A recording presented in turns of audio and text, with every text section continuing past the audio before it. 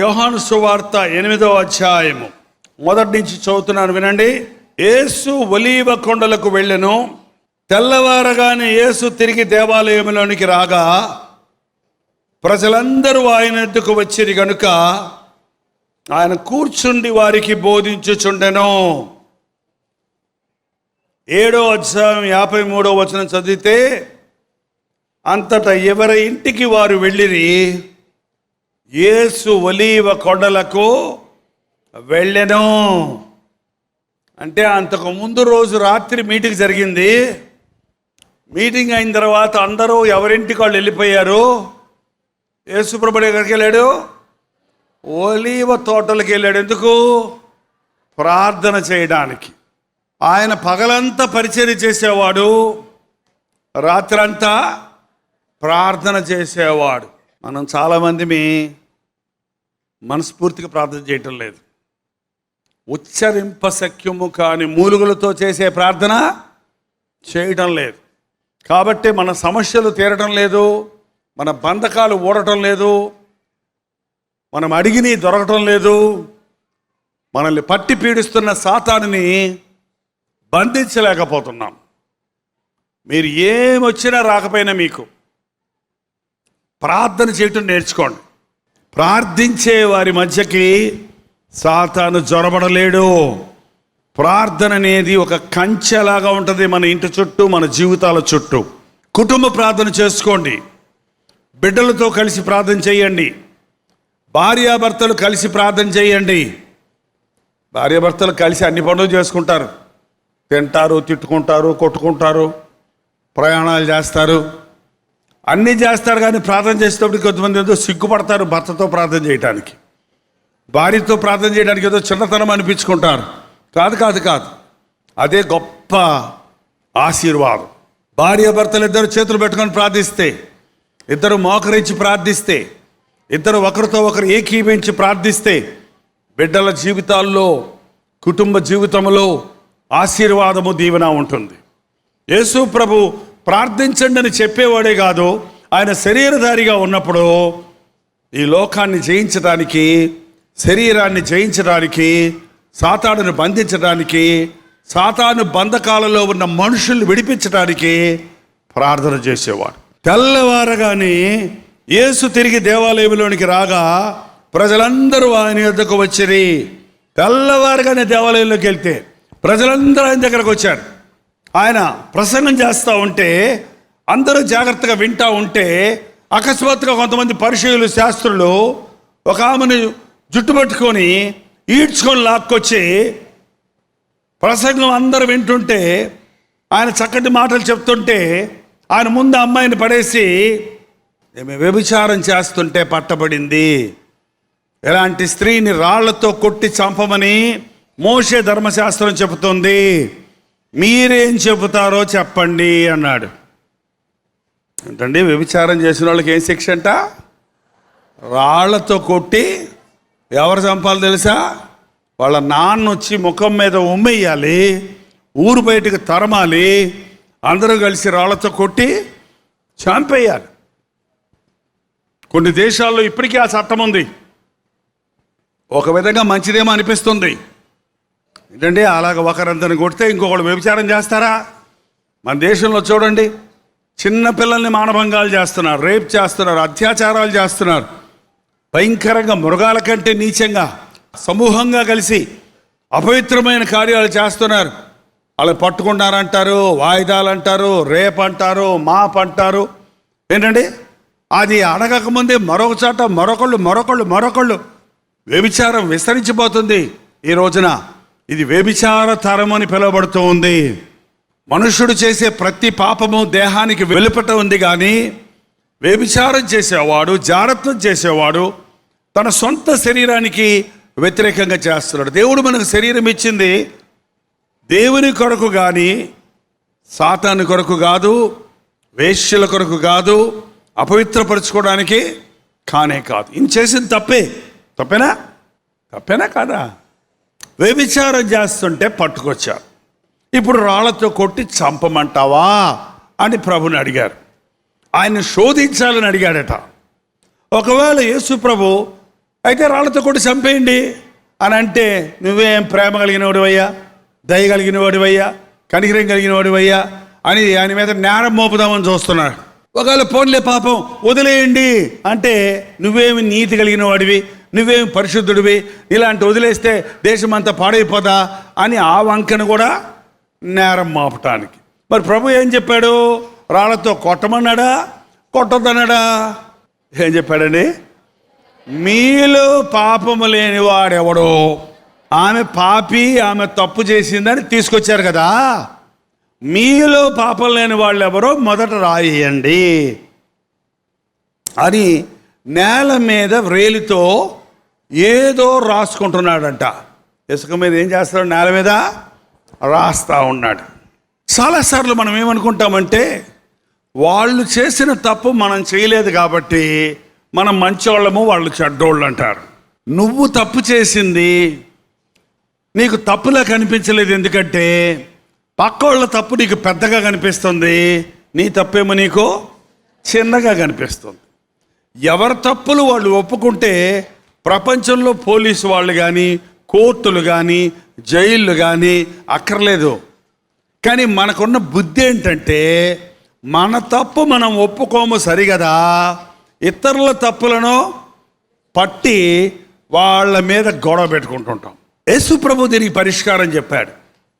ప్రతిసారి ఒక మనిషిని నువ్వు వేలెత్తి చూపిస్తున్నప్పుడు ఏంటంటే, మనం ఏలు పెట్టేట చూపిస్తానంట, 3 ఏళ్ళు ఎక్కడ చూపిస్తున్నాయి? మరి నీ సంగతి ఏంటి? నువ్వు వాళ్ళు తప్పు అంటున్నావు, మరి నీ సంగతి ఏంటి? ఇదిగో ఈ చేయి ఎక్కడ చూపిస్తుంది? దేవుడు చూస్తున్నాడు, జాగ్రత్త. నీ సంగతి ఎప్పుడు తెలుసు? దేవుడికి తెలుసు. ఏలు పెట్టి చూపించినప్పుడల్లా ఈ విషయాన్ని మనం గ్రహిస్తే ఇతరుల మీద నేరాలు మోపటం మానేస్తాం. చాలామంది తల్లిదండ్రులకి గొడవలు వస్తుంటాయి. యవనస్తులైన బిడ్డల్ని అప్పుడప్పుడు మీసాలు వస్తుంటాయి చూడండి, కుర్రోళ్ళకి అప్పుడప్పుడు కొంచెం పెద్దరికంలోకి వెళ్తారు చూడండి. 13, 14, 15, 16, 17, 18, 19 అనేది టీనేజ్ అంటారు. ఆ సమయంలో వారు చిన్నపిల్లలు కాదు, పెద్దోళ్ళు కాదు. ఆ శరీరంలో తెలిసి తెలియక తప్పులు చేస్తుంటారు. వాళ్ళు ఏంటో కొత్తవి చూడాలి, కొత్తవి అనుభవించాలి, కొత్తగా జీవించాలి అని ఒక ఆపోజిట్ సెక్స్ మీద, అబ్బాయిలకు అమ్మాయిలకి, అమ్మాయిలకు అబ్బాయిల మీద ఒక విధమైన ఆకర్షణ కలుగుతుంది. అవి స్వభావికంగా దేవుడు పెట్టినవే. కానీ అవి సరైన ఛానల్లో సరైన విధంగా వాడడం వలన వాళ్ళు తప్పైన నిర్ణయాలు తీసుకుంటున్న సమయంలో తల్లిదండ్రులకి అది తెలిస్తే ఏం చేస్తారు వాళ్ళు? ఎరా అమ్మాయితో మాట్లాడుతున్నావుట, తాట తీసేస్తా, ఫీజు కట్టను అంతే, నేను చెప్పిన మాట వింటావా లేదా? బుద్ధులేనోడా, సిగ్గులేనోడా, దరిద్రుడా, చెడబుట్టావరా నా కడుపున, పోయి చావరా అంటాడే. కానీ ఏంటండి, ఒక్కసారి ఆ తండ్రి నేను 13 ఏళ్ల వయసులో ఉన్నప్పుడు మా నాన్నని అట్టేడిపించాను, మా నాన్న నేను ఎలా ఇసికించాను అని అర్థం చేసుకొని అవతల వ్యక్తిని తిడితే ఎట్టుండదు మన తిట్టు? మారదా? ఒరేయ్ ఎవరికి కలనరా, నేను అలాగే చెడిపోయాను రా, బుద్ధి తెచ్చుకున్నాను రా, లేకపోతే నా బతుకేమైపోయేదరా, తప్పుటడుగులు వేయకురా, తప్పుడు పనులు చేయకురా అని ప్రేమతో చెప్తాడు, అనుభవంతో చెప్తాడు. ఇవాళ మనం ఎవరినైనా దిద్దాలంటే ముందు మనల్ని మనం దిద్దుకోవాలి. ఇతరుల తప్పులు పట్టుకోవాలనుకున్నప్పుడు మన తప్పులు ముందు చూసుకోవాలి. యేసుప్రభు చెప్పిన పాఠం అదే. మనం సమాధానంగా ఈ లోకంలో ఉండాలంటే, మనం ఒకరి మీద ఒకరు నేరారోపణ చేసుకోకుండా ఉండాలంటే, క్రీస్తు యొక్క మనసు కలిగిన వారిగా ఉండాలంటే మొదట మన తప్పులు మనం తెలుసుకోవాలి. ఆయన నేల మీద వృంగి వ్రేలుతో ఏంటో రాస్తున్నాడంట. ఏం రాసుంటాడంటారు? ఏం రాశాడు? దేవుడు వ్రేలుతో రాసింది ఏంటి తెలీదా? 10 ఆజ్ఞలు. చూడండి, నిర్గమకాండం 32:16 అండి. ఆ పలకలు దేవుడు చేసినవి, ఆ పలకల మీద చెక్కబడిన వ్రాత దేవుని చే వ్రాత. మోషే రాసుకోలేదు, మిగిలినంతా మోషే రాసుకున్నాడు. ఆదికాండం, నిర్గమకాండం, లెవియాకాండం, సంఖ్యాకాండం, ద్వితీయోపదేశ కాండాలన్నీ ప్రభు చెప్తుంటే రాశాడు. కానీ 10 ఆజ్ఞలు మాత్రం ఎవరు రాశారు? ఆయన చేత్తోటే రాశాడు. ఎంతమందికి 10 ఆజ్ఞలు తెలుసో చేయి చూపించండి. అది పాత నిబంధన అండి, కొట్టేశారండి, మనకు అక్కర్లేదండి అంటున్నారు. తీసేయడానికి వీలు లేదండి. దేవుని వాక్యము నిరంతరము నిలుస్తుంది.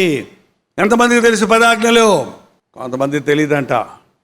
మీ పిల్లలకు కంటరా పట్టించండి. నేను తప్ప వేరే దేవుడికి ఉండకూడదు, దేని స్వరూపం చేసుకొని నువ్వు సాగిలపడకూడదు, దేవుని నామాన్ని వ్యర్థంగా ఉచ్చరించకూడదు, విశ్రాంతి దినమును పరిశుద్ధంగా ఆచరించాలి, నీ తల్లిని నీ తండ్రిని నువ్వు సన్మానించాలి, నరహత్య చేయకూడదు, వ్యభిచరించకూడదు, దొంగిలికూడదు, అబద్ధ సాక్ష్యాలు చెప్పకూడదు, నీ పొరుగువానిదైన దేనిని నీవు ఆశించకూడదు. ఇది రాస్తున్నాడు అక్కడ. ఆమె ఈ ఆజ్ఞల్లో ఒక ఆజ్ఞ మీరింది. ఏం చేసింది ఆమె? వ్యభిచరించకూడదు అనే ఆజ్ఞ మీరింది. ఆయన రాస్తున్నప్పుడు ప్రతివాడు తొంగు చూస్తున్నాడు. బైబిల్ రాయబడింది, ప్రతి వారు మనస్సాక్షి చేత గద్దించబడి పెద్దవారు మొదలుకొని చిన్నవారి వరకు రాళ్ళు పారేసి జారుకున్నాడు. ఎందుకు?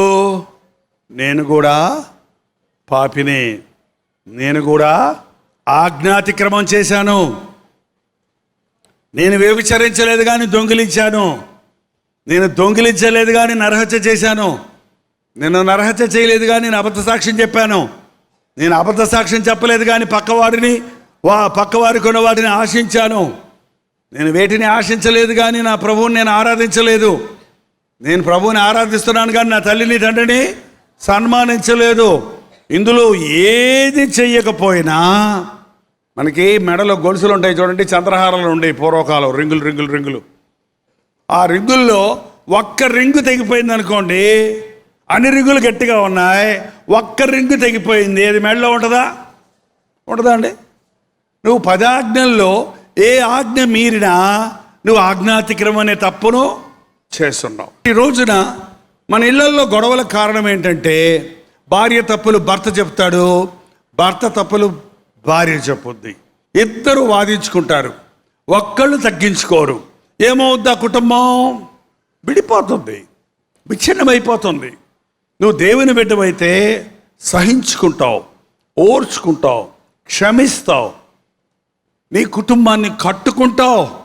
జ్ఞానవంతురాలు తన ఇల్లు కట్టును, మూఢురాలు తన చేతులతో తన ఇల్లు ఓడబెరుకొను. ప్రభు అన్న వెంటనే ప్రతి ఒక్కరూ మనస్సాక్షి చేత గద్దించబడి వెళ్ళిపోయారు. ఒకసారి రండి మళ్ళీ అక్కడికి, యోహాను సువార్త 8వ అధ్యాయంలో 8వ వచనమండి. మరలా వంగి నేల మీద ఏదో వ్రాయిచుండను, వారు ఆ మాట విని అన్న తర్వాత ఒకటేసి కింద రాశారు చూడండి, మనస్సాక్షి చేత గద్దించబడిన వారై పెద్దవారు మొదలుకొని చిన్నవారి వరకు ఒకరి వెంట ఒకరు బయటికి వెళ్ళిపోయారు. అంటే మనస్సాక్షి ఉంది మనకి. ఎంతమందికి మనస్సాక్షి ఉందో చేయి చూపించండి. ఏంటి మెల్ల చూపిస్తున్నారు? ఇప్పుడు నిద్రలేస్తుందా? కొంతమంది మనస్సాక్షి నిద్రపోతూ ఉంటుంది, కొంతమంది మనస్సాక్షి కోమాలోకి వెళ్ళిపోయింది, కొంతమంది మనస్సాక్షి చచ్చిపోయింది, కొంతమందికి వాత వేయబడిన మనస్సాక్షి ఉంటుందట. మన సాక్షి మనం తప్పు చేస్తున్నప్పుడు ఎదుటోళ్ళు చెప్పకముందే మన మనస్సాక్షి మనకి చెబుతుంది, నువ్వు చేసే తప్పు అని నీ మనస్సాక్షిని నువ్వు హెచ్చరిస్తూ ఉంది. నువ్వు దొంగతనం చేస్తున్నప్పుడు ఎందుకు భయపడుతున్నావు? నీ మనస్సాక్షి చెప్తుంది నువ్వు చేసే తప్పని. నువ్వు వ్యభిచారం చేస్తున్నప్పుడు ఎందుకు భయపడుతున్నావు? ఎందుకు అటు ఇటు చూస్తారు? ఎందుకు తలుపులు వేసుకుంటారు? ఎందుకు లైట్లు ఆర్పుకుంటారు? వాళ్ళ మనస్సాక్షి ఘోష పెడుతుంది, తప్పు. చాలామంది ఈరోజు మనస్సాక్షికి లోబడతలేదు, మనస్సాక్షిని దుఃఖపరుస్తున్నారు. మనస్సాక్షి చెప్పుతుంది. ఒకసారి, 2 సార్లు, 3 సార్లు, 4 సార్లు, 5 సార్లు చెప్పుద్ది. నువ్వు ఇంకా వినిపించుకోకపోతే ఇక మనస్సాక్షి పనిచేయదు. ఇప్పుడు కారులో వెళ్ళే వాళ్ళందరూ బెల్ట్ పెట్టుకోవాలి అనే చట్టం వచ్చింది.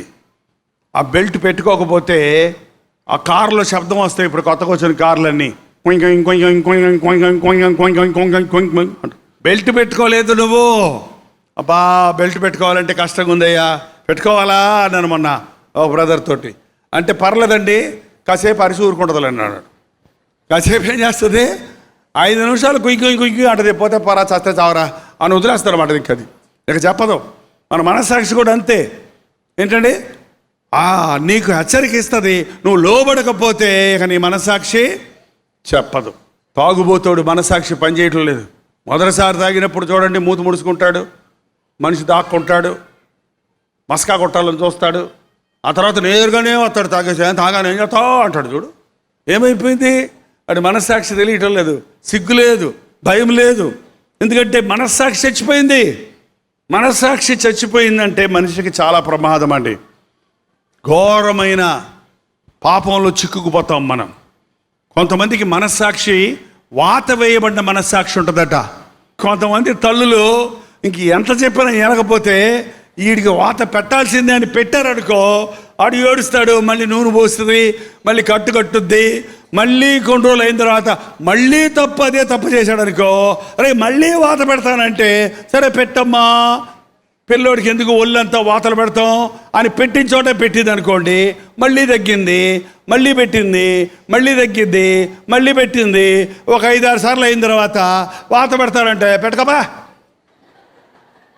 ఏమైంది, మొద్దుబారిపోయింది.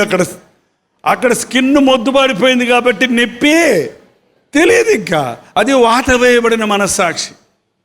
చూడండి, పొద్దున్న తాగొస్తాడు, సాయంకాలం ప్రార్థన చేస్తుంటాడు. మీ ఇంట్లో ఉన్నాడు అట్లాంటి ఆయన? ఏంటో అయ్యా అందరూ అనుకుంటున్నా, ఆయన తాగేశాడు, నువ్వు తప్ప నాకు ఎవరున్నారయ్యా, క్షమించయ్యా, నేను ఎప్పుడు తాగనయ్యా అంటే నువ్వు అనుకుంటావు మా ఆయన మారిపోయాడబ్బా, హల్లెలూయా అనుకుంటా. మళ్ళీ 2వ రోజు సాయంత్రం మళ్ళీ ఊక్కుంటూ వస్తాడు, మళ్ళీ ఏడ్చుకుంటూ ప్రార్థన చేస్తాడు. ఇంకేమైపోయింది వాళ్ళకి, అది అలవాటు అయిపోయింది అంతే. ప్రార్థన చేయటం అలవాటు అయిపోయింది, ఆడవటం అలవాటు అయిపోయింది, పాపం చేయటం కూడా అలవాటు అయిపోయింది. అదే వాత వేయబడిన మనస్సాక్షి. ఇంకా వాళ్ళని ఎవ్వరు మార్చలేరండి, ఎవ్వరు మార్చలేరు. కొత్తగా వచ్చే వాళ్ళని, కొత్తగా యేసు ప్రభుని ఎరిగిన వాళ్ళు దేవుని వాక్యం విని గసగసలాడతారు. కానీ వాక్యం విని ఉన్నోళ్ళ మనస్సాక్షి ఏమైపోయింది తెలుసా? మొద్దుబారిపోయింది. ఏంటండి, ఆ పాస్టర్ గారు వస్తారు, గంట సేపు ప్రసంగం చేసి పోతాడు.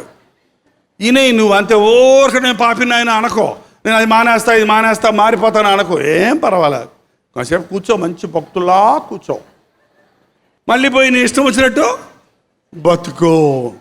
కొత్తగా యేసు ప్రభు గురించి మొదటగా వాక్యం వినేవాళ్ళు వాక్యం వినగానే అవునయ్యా నేను పాపినయ్యా, అయ్యో ఎంత గొప్ప దేవుడు అయ్యా, 10 పైసలు ఖర్చు అక్కర్ లేకుండా, దక్షిణ ఇవ్వక్కర్ లేకుండా, బలులు ఇవ్వక్కర్ లేకుండా నా పాపాన్ని క్షమిస్తానంటున్నావు, ఎంత గొప్ప దేవుడైనా అని వాళ్ళు ప్రభువుని నమ్ముకుంటున్నారు. నీకేమో ప్రభు ప్రేమ ఏమైపోయింది, అలవాటు అయిపోయింది. అపాయం సుమాది, చాలా అపాయం. జీవించుచున్నావన్న పేరు మాత్రం నీకున్నది, కానీ నీవు మృతుడవే. చచ్చి బతుకుతున్నారు ఈ రోజున చాలామంది. పైకి భక్తి గల వారి వల్ల జీవిస్తారు, కానీ దాని శక్తిని ఆశ్రయించరు. అందరూ మనస్సాక్షి చేత గుచ్చబడ్డారు. మనస్సాక్షికి మళ్ళీ ఎప్పుడు జీవం వస్తుందంటేనండి, మొద్దుబారిపోయిన మనస్సాక్షి కానీ, చచ్చిన మనస్సాక్షి కానీ, నిద్రించే మనస్సాక్షి కానీ ఎప్పుడు ఉజ్జీవించబడద్దంటే దేవుని వాక్యం వింటున్నప్పుడు మన మనస్సాక్షి తట్టి లేపబడుతుంది. నీ వాక్యము వెల్లడి ఎగుటతోడనే వెలుగు కలుగును. అపరాధముల చేతను దోషముల చేతను చచ్చిన వారమే ఉండగా ప్రభువు మనల్ని తిరిగి లేపాడు. అందుకే అలాంటి వాళ్ళని దేవుని సన్నిధికి తీసుకురండి, దేవుని వాక్యం వినేటట్టు చేయండి, మోకాళ్ళుని ప్రార్థించేటట్టు చేయండి.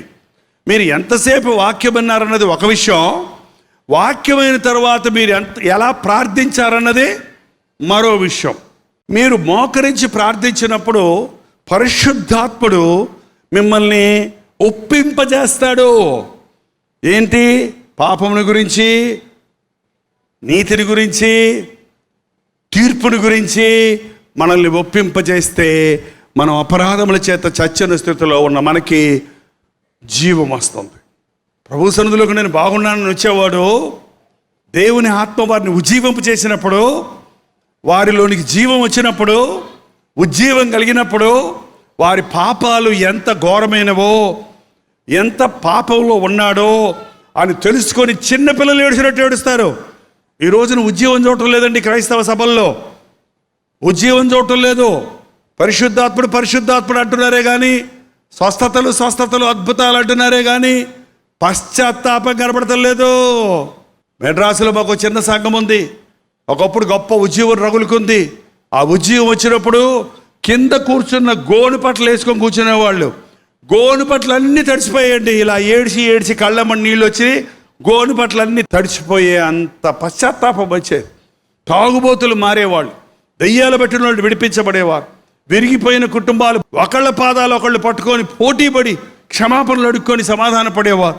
మామ అల్లుళ్ళు ఒకరి వాసన ఒకరు గిట్టకుండా బతికినోళ్ళు, ఒకరి దగ్గరకు ఒకళ్ళు వెళ్ళి కాళ్ళు పట్టుకొని క్షమాపణ అడిగి నాదే తప్పు మామ అంటే, నాదే తప్పు అల్లుడా అంటే, అది చూడటానికి ఎంత అందంగా ఉండేదో, కుటుంబాల్లో ఎంత సమాధానం వచ్చేదో. అది ఉజ్జీవం. వచ్చినోళ్ళు వచ్చినట్టే మీటింగ్ నుంచి వెళ్ళిపోతే, విన్నవాళ్ళు వాక్యాన్ని విన్నట్టే వెళ్ళిపోతే అక్కడ జీవం లేదు, మనస్సాక్షి లేపబడలేదు. ప్రభు దగ్గరకు వచ్చినప్పుడు మనస్సాక్షి గుచ్చబడుతుంది. వాళ్ళందరూ ప్రభువు మీద తప్పు మోపటానికి వచ్చారు, కానీ మనస్సాక్షి గద్దించినప్పుడు ఒకరి వెంట ఒకరు అందరూ వెళ్ళిపోయారు. మీ తప్పులు తెలుసుకొని వెళ్ళిపోతారో, వాటిని ఒప్పుకొని నూతన జీవితాన్ని జీవిస్తారో మీ ఇష్టం. నిలబడండి, ప్రార్థన చేసుకుందాం. ప్రార్థన. పరిశుద్ధుడా, ప్రేమగల తండ్రి, ఒక్కసారి నీ బిడ్డలు చూడు నాయన. ఎవరి గుండెల్లో నుంచి ఏ మూలుగు వస్తుందో, ఎవరి నోట్లో నుంచి ఏ ప్రార్థన వస్తుందో, ఎవరి జీవితంలో ఏ కొరత ఉన్నదో, ఎవరు ఎట్టి స్థితిలో ఉన్నారో బాగా ఎరిగిన దేవా, మమ్మల్ని ఎరిగిన యేసయ్యా నీకు వందనాలు. నీ మాటకు వణకటానికి మాకు సహాయం చేయి. నీ కొరకు సాక్షులుగా బ్రతకడానికి మాకు సహాయం చేయ్యా. ఇక్కడ ఎవరైనా తాగుబోతులు ఉంటే, ఇక్కడ ఉన్న వారి విశ్వాసుల ఇళ్లల్లో తాగుబోతులుండి కలవరాలను కలుగు చేస్తుంటే, నాజరేయుడైన యేసుక్రీస్తు నామములో ప్రతి తాగుబోతును విడుదల చేస్తున్నాము తండ్రి. వారు ప్రేమించిన ఆ తాగుడు అసహించుకున్నట్లుగా వారి స్వభావాన్ని మార్చునాయి. ఎంతోమంది ఇంకా జీవితంలో నిరుత్సాహంతో ఉండి చచ్చిపోదామనే ఆలోచనలతో ఉన్నవారు ఈ రాత్రి నిరీక్షణ పొందడానికి సహాయం చేయి. నేను చావును బ్రతికిన దేవుని కార్యాలు వివరిస్తాను. నా స్థలంలో నా కొరకు యేసుప్రభు మరణించాడు కనుక నేను ఆయన సాక్షిగా జీవిస్తాను అని తీర్మానం చేసుకుని వెళ్ళడానికి సహాయం చేయి. యేసుక్రీస్తు నామములో అడుగుచున్నాము తండ్రి, ఆమేన్.